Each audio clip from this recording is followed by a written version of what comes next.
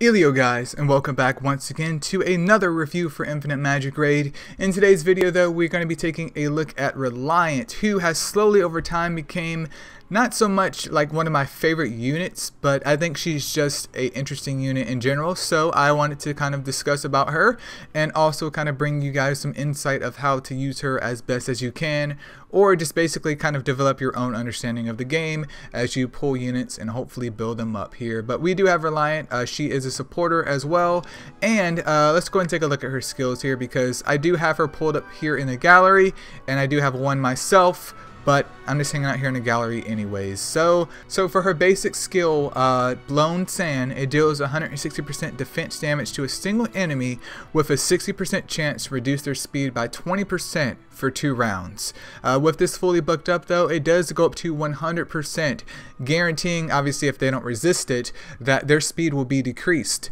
So already we're seeing more of a PvP unit once again. I'm not saying that you can't use her in PvE, but her main job, as you'll soon come to find out, is more so of just stalling, which, even though her name's Reliant, does make her reliable, at least in that tactic, because she stays alive. Moving on to her second skill though, which is Blessing Seeking.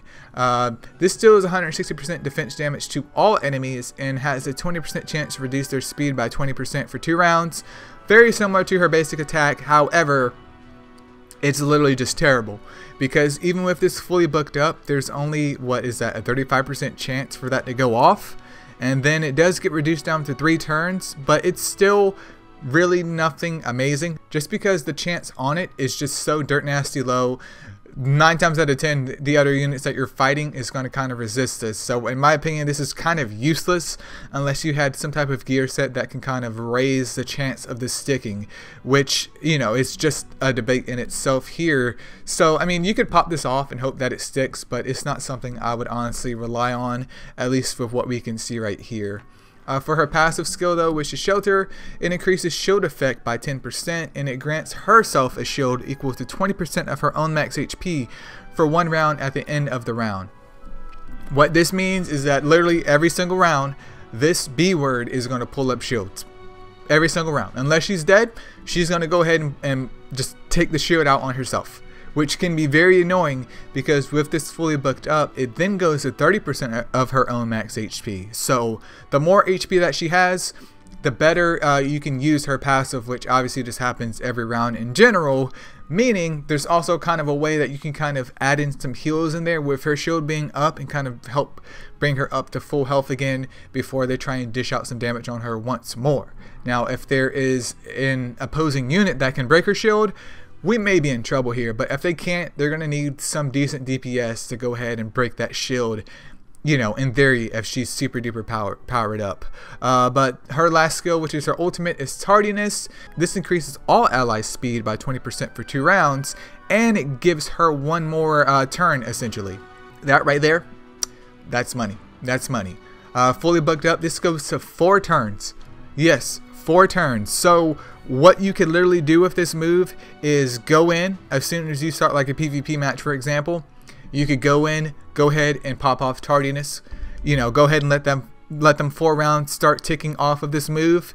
Boosts everyone's speed up, depending on her speed too, because you kind of need her to be fast in order to get this move off. But everyone else has a boost up in their speed, and she can act once again, which could then slide her over to her AoE move and pray that that hits, or if there's a target on the other side of the team or the other opposing team that you want to make sure is kind of slower or slowed down, you can go ahead and use her basic attack to pop that bad boy off. Like, that's huge news. Once again, we don't see any damage coming from her, but we see a lot of utility and kind of a way to also protect herself and just stay alive to keep spamming that speed down, which, I mean, overall, the effect of her speed down isn't anything to scoff at with her basic attack, because you get to use that all the time. With her exclusive weapon though, at level 1, at the beginning of the round, Reliant restores HP of 30% of her attack for herself, as she has a shield. Now remember, she gets a shield up with her passive every single round. Doesn't matter if she's stunned or not, I don't believe so. So not only does the shield go up, but she's also healing herself. This is kind of odd though, because she isn't really a unit based on attack or doing damage. So I mean, if you had attack subs, I guess that's fine. But with her HP being based, with her shield being based more so on her HP, I would obviously prioritize HP over attack, because her kit doesn't really focus on dealing damage. It just focuses on slowing the opposite team from doing anything. That's pretty much it. At level 2 though, when Blessed Prayer is released, there's a chance to reduce the target's defense by 30% for 2 rounds if a shield takes effect. So what's interesting about that is not only could she potentially slow them down, but there's also a chance to reduce their defense. I'm not sure what this is, like what it's rated to, because it just says that there's a chance, so I'm not sure. If it's a high chance, it could be not reliable, but it's something that you could look forward to. But if it's not, then I'm not sure why. It's just very, very poor wording here. And what is the prayer move once again? Their terminology in the game is kind of confusing. They're saying that her AoE move has that chance to also inflict defense down on units if she has a shield up. And then at level 3 though, her ultimate increases everyone's ability points or action points, which kind of helps them to get their turn faster by 15%.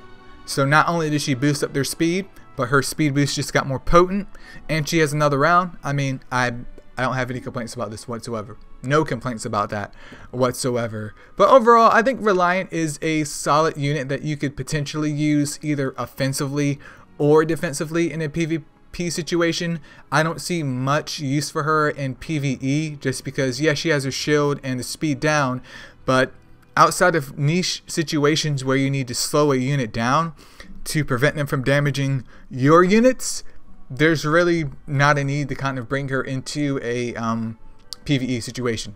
For PvP though, even if she's not on your main squad in like the single arena, if you brought her over to the advanced arena and had her paired up with someone like Wim, for example, and maybe Magus or Liz, someone that can kind of provide heals each round, if not every other round, you're going to be winning. I'm not going to guarantee that it's 100% win rate, but you have not only a dedicated shielder, but someone that can kind of dedicate themselves more to slowing down the enemy, and then you also have a healer topping off, you know, Reliant and also Wim, for example, of keeping their HP up.